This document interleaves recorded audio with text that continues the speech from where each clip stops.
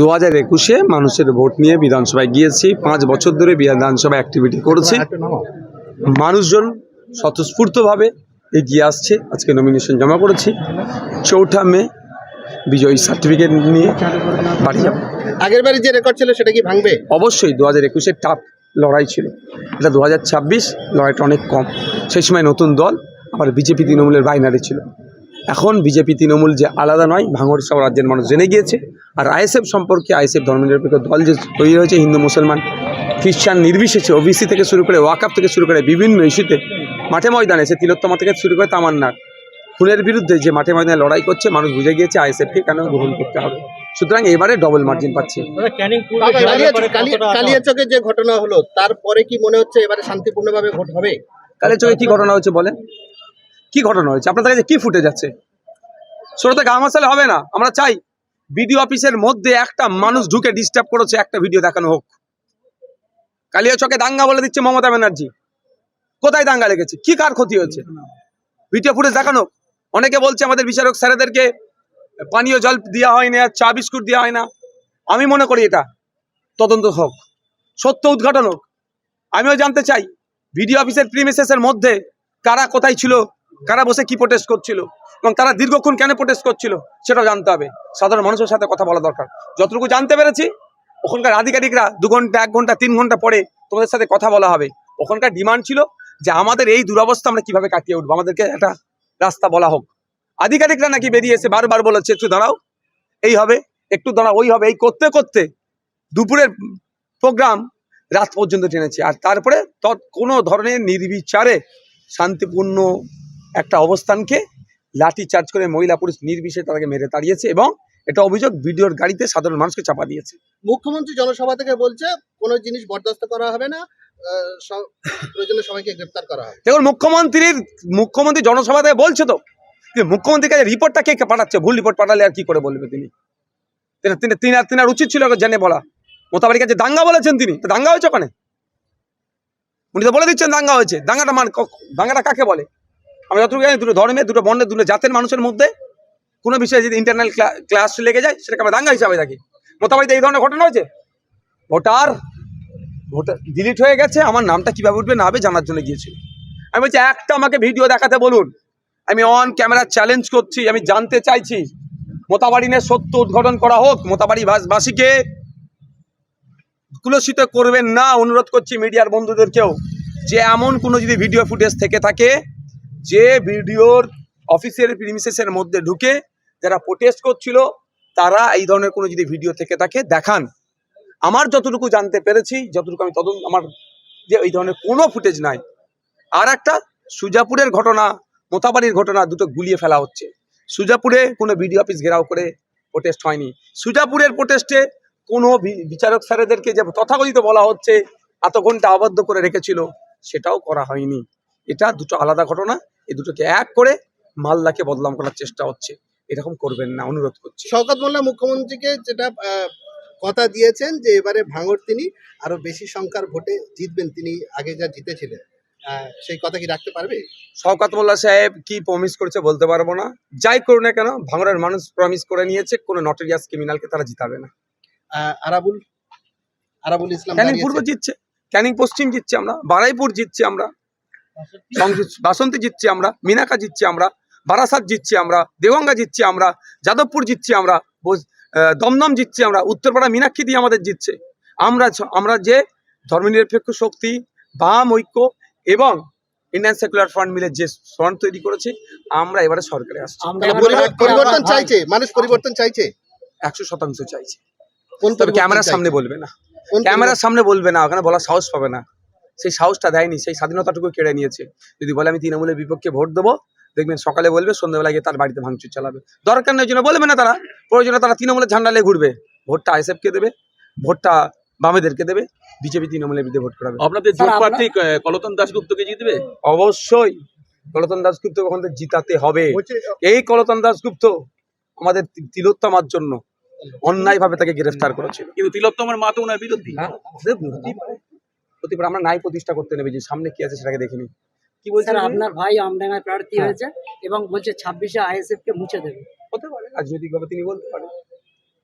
তিনি তো দেবকে নিয়ে র্যালি করলেন। করতে পারে, আমাদের সেলিব্রিটি লাগেনি। আমরা আমরা শ্রমজীবী মানুষের কথা বলি, চাষি ভুষি থেকে শুরু করে সরকারি কর্মচারীদের দিয়ের কথা বলি, শুধু আমাদের স্টার লাগে না, আমরাই নিজেরাই স্টার। Thank you. একটা ভিডিও ভাইরাল হয়েছে যেটাতে বলতে শোনা যাচ্ছে যে ভোটের পরে রোলার চলবে। তাহলে বলুন, কি বলবেন? এটা গণতন্ত্রের নামে প্রহসন চালাচ্ছে না? তাদেরকে ধরে তো জেলের মধ্যে রাখা দরকার। গণতন্ত্রকে বিপন্ন করছে, গ্রেপ্তার হয়েছে। গণতন্ত্রের আরো যেগুলো আছে তাগুলো করতে হবে। Thank you. আচ্ছা, এই নির্বাচনে আমাদের মূল লড়াই কার সাথে? মূল লড়াই কার সাথে? বিজেপি তৃণমূলের বিরুদ্ধে বলছি দাদা, আগের বারের চেয়ে এবার কি মার্জিন বাড়বে? আমরা ডবল মার্জিন হবে। 2021-এ মানুষের ভোট নিয়ে বিধানসভায় গিয়েছি, 5 বছর ধরে বিধানসভায় অ্যাক্টিভিটি করেছি। মানুষজন স্বতঃস্ফূর্তভাবে এগিয়ে আসছে। আজকে নমিনেশন জমা করেছি, 4 মে বিজয়ী সার্টিফিকেট নিয়ে বাড়ি যাব। আগের বারে যে রেকর্ড ছিল সেটা কি ভাঙবে? অবশ্যই 2021-এ টাফ লড়াই ছিল, এটা 2026 লড়াইটা অনেক কম। সেই সময় নতুন দল, আবার বিজেপি তৃণমূলের বাইনারি ছিল। এখন বিজেপি তৃণমূল যে আলাদা নয়, ভাঙড় সব রাজ্যের মানুষ জেনে গিয়েছে। আর আইএসএফ সম্পর্কে, আইএসএফ ধর্মনিরপেক্ষ দল যে তৈরি হয়েছে, হিন্দু মুসলমান খ্রিস্টান নির্বিশেষে, ওবিসি থেকে শুরু করে ওয়াকআপ থেকে শুরু করে বিভিন্ন ইস্যুতে মাঠে ময়দানে এসে, তিলোত্তমা থেকে শুরু করে তামান্নার খুনের বিরুদ্ধে যে মাঠে ময়দানে লড়াই করছে, মানুষ বুঝে গিয়েছে আইএসএফকে কেন গ্রহণ করতে হবে। সুতরাং এবারে ডবল মার্জিন পাচ্ছি। কালিয়াচকে যে ঘটনা হলো তারপরে কি মনে হচ্ছে এবারে শান্তিপূর্ণভাবে ভোট হবে? কালিয়াচকে কি ঘটনা হচ্ছে বলেন? কি ঘটনা হয়েছে? আপনাদের কাছে কি ফুটে যাচ্ছে? শুরুতে গা মাসালে হবে না। আমরা চাই বিডিও অফিসের মধ্যে একটা মানুষ ঢুকে ডিস্টার্ব করেছে, একটা ভিডিও দেখানো হোক। কালিয়াচকে দাঙ্গা বলে দিচ্ছে মমতা ব্যানার্জি। কোথায় দাঙ্গা লেগেছে? কি কার ক্ষতি হয়েছে? ভিডিও ফুটেজ দেখানো। অনেকে বলছে আমাদের বিচারক স্যারেদেরকে পানীয় জল দেওয়া হয় না, চা বিস্কুট দেওয়া হয় না। আমি মনে করি এটা তদন্ত হোক, সত্য উদ্ঘাটন হোক। আমিও জানতে চাই ভিডিও অফিসের প্রিমিসেসের মধ্যে কারা কোথায় ছিল, কারা বসে কি প্রোটেস্ট করছিল, এবং তারা দীর্ঘক্ষণ কেন প্রোটেস্ট করছিল সেটাও জানতে হবে। সাধারণ মানুষের সাথে কথা বলা দরকার।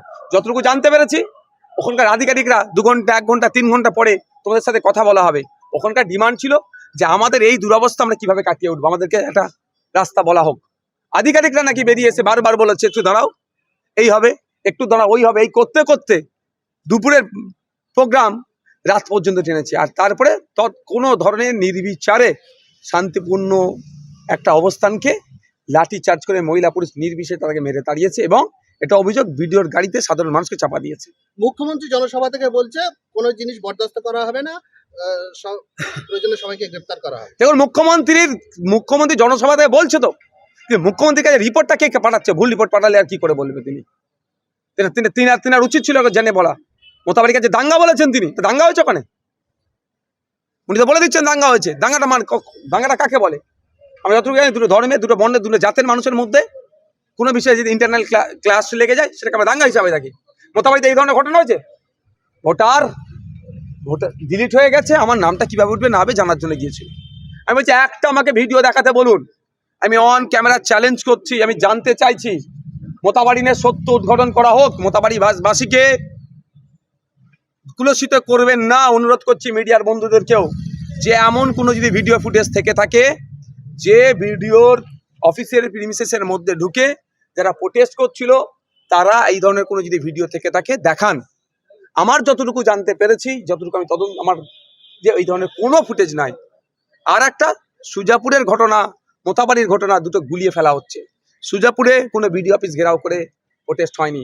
সুজাপুরের প্রোটেস্টে কোনো বিচারক স্যারেদেরকে যে তথাকথিত বলা হচ্ছে এত ঘন্টা আবদ্ধ করে রেখেছিল, সেটাও করা হয়নি। এটা দুটো আলাদা ঘটনা। এই দুটোকে এক করে মালদাকে বদনাম করার চেষ্টা হচ্ছে। এরকম করবেন না, অনুরোধ করছি। শওকত মোল্লা মুখ্যমন্ত্রীকে যেটা কথা দিয়েছেন যে এবারে ভাঙড় তিনি আরো বেশি সংখ্যার ভোটে জিতবেন, তিনি আগে যা জিতেছিলেন, সেই কথা কি রাখতে পারবে? শওকত মোল্লা সাহেব কি প্রমিস করেছে বলতে পারবো না। যাই করুন না কেন, ভাঙড়ের মানুষ প্রমিস করে নিয়েছে কোনো নটোরিয়াস ক্রিমিনালকে তারা জিতাবে না। আরাবুল ইসলাম ক্যানিং পূর্ব জিতছে, ক্যানিং পশ্চিম জিতছে আমরা, বারাইপুর জিতছে আমরা, বাসন্তী জিতছি আমরা, মিনাকা জিতছি আমরা, বারাসাত জিতছি আমরা, দেওয়াঙ্গা জিতছি আমরা, যাদবপুর জিতছি আমরা, দমদম জিতছি আমরা, উত্তরপাড়া মীনাক্ষী দিয়ে আমাদের জিতছে। আমরা যে ধর্মনিরপেক্ষ শক্তি, বাম ঐক্য এবং ইন্ডিয়ান সেকুলার ফ্রন্ট মিলে যে ফ্রন্ট তৈরি করেছে, আমরা এবারে সরকারে আসছি। পরিবর্তন চাইছে মানুষ, পরিবর্তন চাইছে, 100% চাইছে। কোন তবে ক্যামেরার সামনে বলবে না। কোন ক্যামেরার সামনে বলবে না, ওখানে বলার সাহস পাবে না, সেই সাহসটা দেয়নি, সেই স্বাধীনতাটুকু কেড়ে নিয়েছে। যদি বলে আমি তৃণমূলের বিপক্ষে ভোট দেবো, দেখবেন সকালে বলবে, সন্ধ্যাবেলা গিয়ে তার বাড়িতে ভাঙচুর চালাবে।